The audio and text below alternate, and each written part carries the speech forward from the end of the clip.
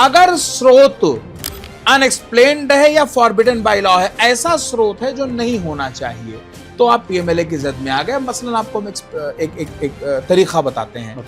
मसलन आपने कोई बिजनेस किया और बिजनेस आप अपनी प्रिंसिपल कंपनी से कर रहे हैं, पर एक पर्टिकुलर ट्रांजैक्शन के लिए आप उसको लेके गए मसलन किसी शेल कंपनी में, ऐसी कंपनी जो वास्तव में बिजनेस नहीं कर रही है, सिर्फ टैक्स बचाने के लिए, सरकार को ठगने की नियत से आप वो पर्टिकुलर इनवाइसिंग या वो पर्टिकुलर पैसा आप किसी शेल कंपनी में ले लेते हैं। शेल कंपनी का मतलब होता है वो कंपनी जो डब्बा कंपनी है, जो सिर्फ पेपर पे है, जिसका कहीं कोई रिकॉर्ड नहीं है, मसलन जो वास्तव में बिजनेस नहीं कर रही है, सिर्फ पर्टिकुलर उस बिजनेस के लिए आपने या उस पर्टिकुलर पेमेंट के लिए उस कंपनी को आपने जन्म दिया या वो पहले से पड़ी थी, आपने वो पैसा उसमें लिया और लेने के बाद आपने उस पैसे को पार्क कर दिया।